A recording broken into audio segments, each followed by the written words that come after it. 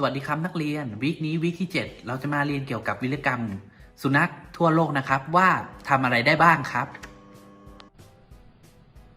วีรกรรมที่โดดเด่นน่าประทับใจและมีชื่อเสียงของสุนัขจากที่ต่างๆทั่วโลกวีรกรรมของสุนัขตัวแรกที่เราจะมาทำความรู้จักกันก็คือเจ้าไรก้าจากประเทศรัสเซียคงไม่มีใครรู้จักสุนัขตัวนี้มันขึ้นชื่อว่าเป็นสุนัขตัวแรกที่เดินทางสู่ห้วงอวกาศจากสุนัขเร่ร่อนเพศเมียที่มีขนาดตัวไม่ใหญ่มากนักแต่ได้ถูกนำมาการฝึกทดลองด้านอวกาศไลกาเป็นสุนัขที่เงียบและน่ารักมันถูกฝึกให้อยู่ในยานที่แคบๆชนิดที่ว่าไม่สามารถขยับตัวได้เลยก็จะถูกส่งขึ้นสู่ห้วงอวกาศเมื่อวันที่ 3 พฤศจิกายน ค.ศ. 1957 บนยานสปุตนิก 2 ซึ่งภารกิจครั้งนี้เป็นภารกิจฆ่าตัวตายเพราะภารกิจครั้งนี้จะไม่มีการนำยานกลับลงมาสู่พื้นโลกเนื่องจากความรู้ทางด้านอวกาศในยุคนั้นมีน้อยมากเป็นเพียงการทดลองเท่านั้นแน่นอนว่าไลกาเสียชีวิตไม่นานหลังจากที่ขึ้นบินจุดจบของไลกาได้รับการเผยแผ่อีกหลายปีต่อมาไลกาตายภายหลังจากการขึ้นบินเพียงไม่กี่ชั่วโมงต่อมาในปีค.ศ. 2008 อนุสาวรีย์ของเจ้าไลกาเปิดเป็นทางการซึ่งตั้งอยู่ใกล้กับศูนย์วิจัยของกองทัพกรุงมอสโกประเทศรัสเซียอันเป็นสถานที่วางแผนส่งเจ้าไลกาขึ้นสู่ห้วงอวกาศนั่นเองตัวอนุสาวรีย์เป็นรูปเจ้าไลกาขณะยืนอยู่บนจรวดที่มีหัวจรวดคล้ายรูปมือมีนิ้ววางเรียงกันวีรกรรมของผู้สุนัขตัวต่อไปคือเจ้าฮาจิโกะจากประเทศญี่ปุ่นฮาจิโกะเป็นสุนัขที่มีชื่อเสียงโด่งดังจากความซื่อสัตย์และความกตัญญูและได้ถูกนำมาสร้างเป็นภาพยนตร์หลายครั้งเรื่องราวที่เกิดขึ้นสถานีรถไฟชิบุยะกลางกรุงโตเกียวย้อนกลับไปในปีค.ศ. 1923 ในจังหวัดอากิตะศาสตราจารย์เอซาบุโระ อุเอโนะได้รับสุนัขอายุ 2 เดือนตัวหนึ่งมาเป็นสมาชิกและตั้งชื่อใหม่ว่าฮาจิโกะทุกๆวันเจ้าฮาจิโกะไปส่งเจ้านายที่สถานีรถไฟเพื่อไปทำงานและรอรับที่สถานีรถไฟฟ้าเมื่อถึงเวลากลับบ้านแต่ในวันที่ 25 พฤษภาคม ปีค.ศ. 1925 เจ้านายของเจ้าฮาจิโกะได้เสียชีวิตในมหาวิทยาลัยด้วยอาการเส้นเลือดในสมองแตกอย่างกระทันหันแต่ฮาจิโกะหมาผู้ซื่อสัตย์ก็ยังมารอที่สถานีรถไฟฟ้าเช่นเดิมโดยไม่รู้เลยว่าเจ้านายของมันไม่มีวันกลับมาอีกแล้วแม้ภรรยาของอาจารย์เจ้าของฮาจิโกะจะพามันไปอยู่ที่บ้านหลังอื่นแต่ทุกครั้งที่หนีออกมาได้มันจะวิ่งไปรอที่สถานีรถไฟตามเดิมเพื่อรอเจ้านายของมันกลับมาจนกระทั่งเจ้าฮาจิโกะตายไปในปีค.ศ. 1935 มีผู้มาพบมันนอนตายใกล้สถานีรถไฟข่าวความซื่อสัตย์ของเจ้าฮาจิโกะเป็นเรื่องโด่งดังไปทั่วประเทศญี่ปุ่นทุกคนต่างยกย่องเจ้าฮาจิโกะว่าเป็นสุนัขที่มีความกตัญญูภายหลังมีการสร้างรูปปั้นของเจ้าฮาจิโกะไว้เป็นอนุสรณ์สถานแห่งการรอคอยปัจจุบันเป็นจุดนัดหมายที่สำคัญที่ใครผ่านไปผ่านมาในย่านนี้ก็จะนัดเจอกันที่นี่ซึ่งตั้งใกล้อยู่กับสถานีรถไฟฟ้าชิบุย่าตรงประตูทางออกฮาจิโกะเอ็กซิสใกล้กับ5 แยกทางม้าลายที่มีคนเดินข้าม5 แยกแห่งนี้มากถึงวันละ 450,000 คนซึ่งใครผ่านไปผ่านมาจะแวะถ่ายรูปคู่กับรูปปั้นเจ้าฮาจิโกะบางครั้งถึงกับมีการต่อคิวกันยาวเลยทีเดียววีรกรรมของเพื่อนสุนัขตัวต่อไปคือเจ้าเบนโตะจากประเทศสหรัฐอเมริกาเรื่องราวของสุนัขตัวเล็กที่กลายเป็นตำนานเมื่อโรคคอตีบระบาดหนักที่เมืองนอมรัฐอลาสกาประเทศสหรัฐอเมริกา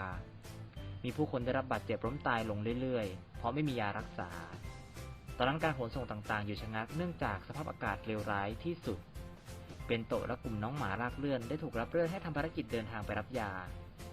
ซึ่งยาจะถูกส่งมาที่สถานีปลายทางของรถไฟโดยอยู่ห่างจากเมืองนอมหลายร้อยกิโลเมตรจึงต้องส่งคณะเดินทางไปรับยาใช้วิธีการเดินทางด้วยฝูงสุนัขลากเลื่อนพวกเขาใช้เวลาเดินทางถึง5 วันครึ่งจึงจะกลับมาที่เมืองนอมอย่างปลอดภัยในวันที่ 2 กุมภาพันธ์ ค.ศ. 1925 โดยมีกันเนอร์คาเซ็ตเป็นผู้นำเซรุ่มไปถึงเมืองนอมเป็นคนแรกและมีเจ้าเบนโตะเป็นจ่าฝูงของทีมสุนัขลากเลื่อนเรื่องราวนี้กลายเป็นตำนานและได้รับการเล่าขานกันต่อกันมาและมีการสร้างรูปปั้นของเจ้าเบนโตะถูกสร้างไว้เป็นอนุสรณ์สถานกลางเซ็นทรัลพาร์คในมหานครนิวยอร์กประเทศสหรัฐอเมริกาไป เป็นรูปปั้นเจ้าเบนโตะยืนตระหง่านบนแท่นหินวีรกรรมเพื่อนน้องหมาตัวต่อไปคือเจ้าบ๊อบบี้จากประเทศสกอตแลนด์เจ้าบ๊อบบี้เป็นสุนัขพันธุ์สกีเทอร์เรสที่โด่งดังเรื่องความกตัญญูและความซื่อสัตย์แม้อาจจะไม่คุ้นชินในบ้านเราเท่าไหร่แต่ถ้าถามชาวเมืองเอดินบะระประเทศสกอตแลนด์แล้วเชื่อว่าหลายคนคงจะทราบถึงเรื่องราวของมันเป็นอย่างดีสุนัขตัวนี้โด่งดังจากความกตัญญูต่อเจ้าของมันหลังจากที่คุณจอห์นเกรย์ผู้เป็นเจ้านายได้เสียชีวิตลงด้วยวัณโรคในปีค.ศ. 1858 ร่างกายของเขาถูกฝังอยู่ที่สุสานในเมืองเอดินบะระประเทศสกอตแลนด์ทุกๆวันเจ้าบ๊อบบี้จะมาเฝ้าหลุมฝังศพของเจ้านายและหาอาหารกินแถวๆนั้นเป็นเวลานานถึง14 ปีจนกระทั่งเจ้าบ๊อบบี้ตายไปในวันที่ 14 มกราคม ค.ศ. 1872 โดยร่างกายของมันได้รับอนุญาตให้ฝังเป็นกรณีพิเศษโดยจะฝังอยู่บริเวณประตูทางเข้าของสุสานซึ่งไม่ไกลจากหลุมฝังศพของเจ้านายของมันและมีการสร้างรูปปั้นของเจ้าบ๊อบบี้เป็นตัวเล็กๆเพื่อระลึกถึงอีกด้วยวีรกรรมของเพื่อนสุนัขตัวต่อไปคือสุนัขพันธุ์เซนต์เบอร์นาร์ดแห่งสวิตเซอร์แลนด์ทำไมยักษ์ใหญ่ใจดีที่สมญานามว่าเซนต์เบอร์นาร์ดต้องห้อยถังเหล้าติดตัวกันนะสุนัขของนักบุญชาวคริสต์เพื่อนๆหลายคนอาจจะสงสัยว่าทำไมเจ้าเซนต์เบอร์นาร์ดมักจะพกถังเหล้าติดตัวไว้ตลอดเวลาทำไมกันนะเป็นสุนัขขี้เมาหรือเปล่าเพราะฉะนั้นเรามารู้จักกับมันเลยครับสุนัขสายพันธุ์นี้ถูกค้นพบโดยนักบุญเซนต์เบอร์นาร์ดเดอเมนทอนเพื่อมาช่วยผู้ประสบภัยที่ถูกหิมะถล่มเนื่องจากสุนัขสายพันธุ์นี้มีลักษณะพิเศษตัวใหญ่แข็งแรงขนยาวและสามารถทนต่อความหนาวเหน็บได้นอกจากนั้นยังมีสัญชาตญาณพิเศษที่สามารถรับรู้ถึงความผิดปกติเวลาที่เกิดพายุหิมะและยังรู้ได้อีกว่าผู้ประสบอุบัติเหตุถูกฝังอยู่ที่ใดเมื่อค้นพบผู้ประสบภัยแล้วมันจะดึงตัวของผู้ประสบภัยขึ้นมานอนทับเพื่อให้ความอบอุ่นแล้วเรียจนได้สติโดยมันจะพกถังที่บรรจุเหล้าองุ่นหรือยาให้ผู้ประสบภัยเปิดกินเพื่อผ่อนคลายความหนาวเพราะฉะนั้นเจ้าเซนต์เบอร์นาร์ดไม่ได้เป็นสุนัขเมาเหล้าแต่อย่างใดมันจึงได้เชื่อว่าเป็นสุนัขนักบุญหรือเซนต์นี่เองวีรกรรมของเพื่อนหมาตัวต่อไปเราจะมาทำความรู้จักกับสุนัขพันธุ์นิวฟาวน์แลนด์หรือผู้พิทักษ์แห่งสายน้ำจากประเทศแคนาดาในท้องทะเลแห่งแคนาดาพวกมันคือผู้ช่วยชีวิตคนจมน้ำด้วยขนาดตัวที่ใหญ่และว่ายน้ำเก่งทำให้มันเป็นสุนัขที่มีอัตราการช่วยเหลือคนจมน้ำสูงเวลาประสบเหตุร้ายทางน้ำสุนัขพันธุ์นี้ถูกฝึกมาด้วยการคาบห่วงยางกู้ภัยว่ายน้ำไปหาเหล่าผู้เคราะห์ร้ายหรือแม้กระทั่งช่วยเด็กว่ายกลับมายังฝั่ง